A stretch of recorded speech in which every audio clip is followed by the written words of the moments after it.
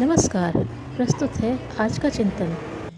जब तक सामाजिक कुरीतियों के दुष्परिणाम पर ध्यान नहीं गया था, तब तक कोई बात नहीं थी।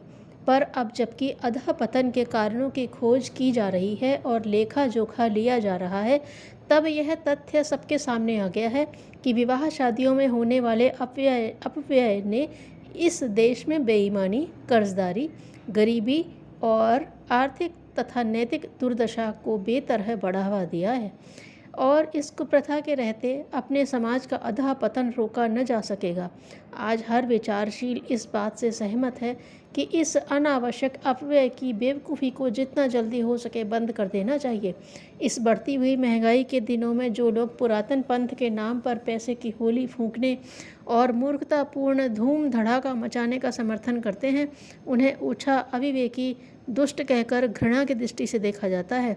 कोई जमाना था कि शादियों में धूम उड़ाने वाले रईस अमीर समझे जाते थे, पर आज तो गरीबी में अपनी अमीरी का स्वांग सजाने वाले प्रतिगामी गंवार मात्र कहा जाता है। पैसा अपना उड़ता है, बदले में प्रशंसा मिलने की अब कोई गुंजाइश नहीं रही। उल्टा घृणा और भर्त्सना का ठीकरा सिर पर फूटता है। ऐसी दशा में अब घर फूंक कर तमाशा देखने का यह खेल पिछड़े जमाने का स्वांग हो गया। अब उसे खेलने वाले कहीं भी प्रशंसा प्राप्त करने की आशा नहीं कर सकते। उल्टे यही सुनने को मिलेगा कि कहीं से ब्लैक की हराम की कमाई हाथ लगी है, जो इस बेदर्दी से उड़ाई जा रही है।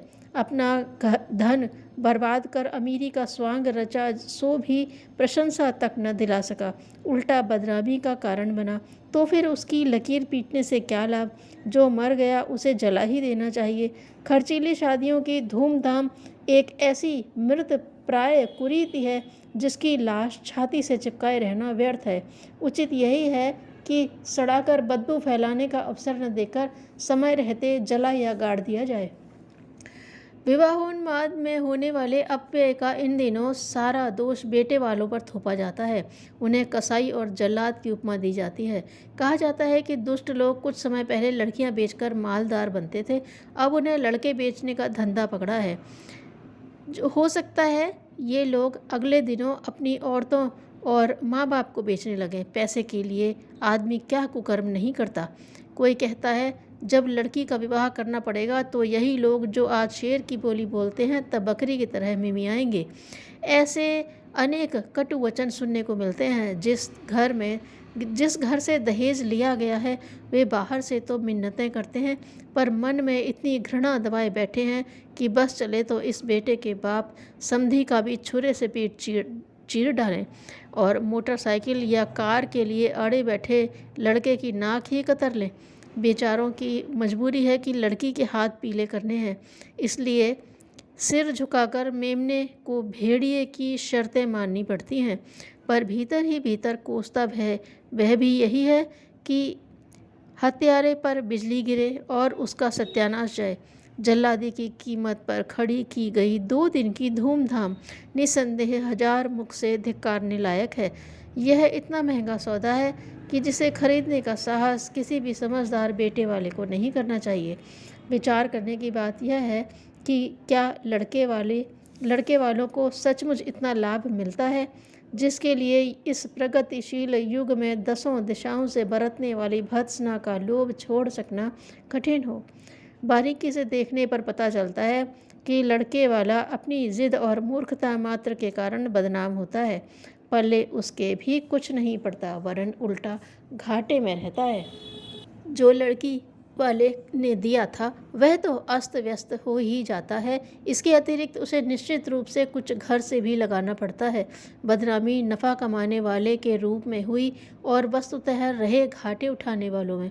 ऐसा सौदा करने से क्या लाभ जिसमें नुकसान भी रहे और बदनामी की हांडी सिर पर फूटे। लड़की वाले को कमर तोड़ खर्च करना पड़ता है। बारात की आवभगत, जौनार, भेंट उपहार का खर्च बहुत बढ़ा चढ़ा होता है, उसी में ढेरों पैसा लग जाता है। उसके बाद उन चीज़ों का नंबर आता है जिन्हें भेंट उपहार की चीज़ें कहते हैं। कपड़े, फर्नीचर, खिलौने, रंग बिरंगे कपड़े, बर्तन, श्रृंगारदान, टीवी, घड़ी आदि ऐसी चीज़ें दी जाती हैं जो खरीदने वाले की तो रकम खा जाती हैं, पर जिसके घर गई हैं उसके लिए सर्वथा अनावश्यक और निरर्थक सिद्ध होती हैं, जगह घेरती हैं और कूड़े करकट की तरह पड़ी रहती हैं। ज़रूरत की चीज़ें हर गृहस्थी में पहले से ही मौजूद रहती हैं।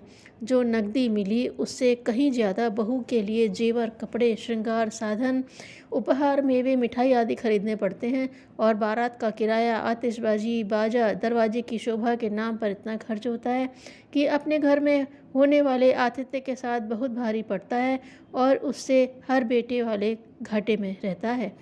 इस दृष्टि से बेटे वाला निसंदेह दया का पात्र है।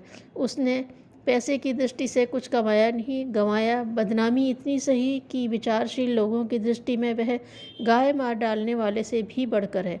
दकियानूसी, प्रगति विरोधी, कुरीति पोषक, स्वार्थी, जल्लाद, हराम की कमाई खाने वाला आदि न जाने क्या क्या कहलाया। इस धूमधाम से प्रशंसा मिलेगी, प्रतिष्ठा बढ़ेगी वाली बात तो केवल स्वप्न लोक की तरह ही थी, जिस पर बहुत सड़े गले किस्म के लोग ही विश्वास कर सकते हैं। इन परिस्थितियों में हर बेटे वाले को नए दृष्टिकोण से सोचना होगा और आदर्शवादी विवाह पद्धति अपनाकर अपना प्रगतिशीलता की प्रशंसा पाने और अपने तथा अपने संबंधी के पैसे बचाने का कदम उठाना होगा। दावत या धूमधाम करना जरूरी हो तो बेटे वाला अपने घर और बेटी वाला अपने संबंधी मित्रों की आवभगत में कर सकता है। उसे बेटी वाले से कहना चाहिए, हम विवाह के अवसर बिना धूमधाम से विशुद्ध पारिवारिक उत्सव तथा धर्मानुष्ठान की तरह विवाह करके लड़की को विदा करा ले जाएंगे। विवाह के अवसर पर कोई प्रशंसात्मक उपहार या नकदी स्वीकार न करेंगे। व्यर्थ की रस्म रिवाज और अलन चलन में पैसा तथा समय खराब न करेंगे। विवाह पूर्ण सादगी के वातावरण में होगा। इस संदेश से बेटी वाला यदि वज्र मूर्ख न हुआ तो खुशी खुशी सहमति प्रकट करेगा और लड़के को एक अंगूठी, एक जोड़ी कपड़ा, 10 बारातियों का सत्कार करके आसानी से एक अग्नि परीक्षा जैसी चिंता से छूट जाएगा और उसे अपनी लड़की को कुछ देना ही होगा तो विवाह के 2-4 महीने बाद बिना किसी दबाव या प्रदर्शन के अपनी लड़की को स्वेच्छापूर्वक दे देगा, जो स्त्रीधन के रूप में कभी उसके काम आ सके। यह बाप बेटी के बीच का आदान प्रदान होगा। उसमें दोनों पक्षों के बीच कुछ दिलचस्पी न लेंगे। ऐसे आदर्श विवाहों का प्रचलन करने में बेटे वालों को पहल करनी चाहिए और जल्लादी पंक्ति में से अपना नाम कटाकर देवताओं में गणना करानी चाहिए। संसार में यदि कोई चीज़ सबसे निकृष्ट है तो वह विचार दारिद्र्य ही है। भारत के प्रथम गवर्नर जनरल चक्रवर्ती राजगोपालाचार्य बहुत भी गंभीर, धीर स्वभाव के थे। एक बार उनके भाषण में एक व्यक्ति ने जूता फेंका। जूता राजा जी को लगते लगते जरा सा रह गया था। राजा जी मुस्कुरा पड़े और बोले, हम लोगों के साथ यही तो दिक्कत है, मामूली से मामूली निशाना भी नहीं साध पाते।